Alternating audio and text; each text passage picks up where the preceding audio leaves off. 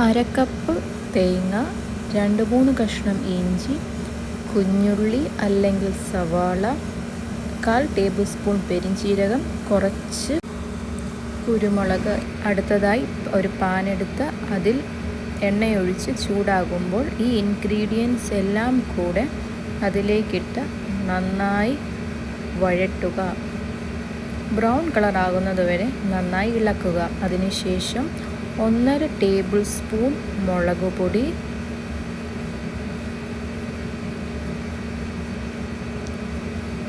1 spoon മല്ലിപ്പൊടി,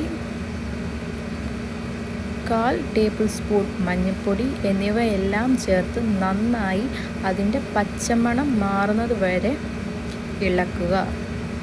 അതിനുശേഷം ഒരു മിക്സിയിൽ ഇവയെല്ലാം കൂടെ അരച്ചെടുക്കുക. നല്ല പേസ്റ്റ് രൂപത്തിലായതിനു ശേഷം ഒരു ചട്ടി എടുക്കുക. അതിലേക്ക് വെളിച്ചെണ്ണ ഒഴിച്ച് വെളിച്ചെണ്ണ ചൂടായതിനു ശേഷം അതിലേക്ക് ഉലുവ ഇടുക. ഉലുവ ഒന്ന് ബ്രൗൺ ആയതിനു ശേഷം കുറച്ച് കുഞ്ഞുള്ളി അല്ലെങ്കിൽ സവാള ഇട്ട് നന്നായി ഇളക്കുക. അതൊരു ബ്രൗൺ കളർ ആകുമ്പോഴത്തേക്കും നമ്മൾ അരച്ച് വെച്ച ഇൻഗ്രീഡിയൻസ് ഇതിലേക്ക് ചേർക്കുക. എന്നിട്ട് 1 കപ്പ് വെള്ളം കൂടെ ആഡ് ചെയ്യുക. ഇതിലേക്ക് 1 കുടംപുളി, 2 ടേബിൾ സ്പൂൺ ഉപ്പ് എന്നിവ ചേർത്ത് നന്നായി ഇളക്കുക. അതിനുശേഷം വൃത്തിയാക്കി വെച്ചിരിക്കുന്ന മീൻ ഇതിലേക്ക് ആഡ് ചെയ്യുക. നന്നായി ഒന്ന് ഇളക്കിയതിന് ശേഷം പാത്രമെടുത്ത് അടച്ചു വയ്ക്കുക.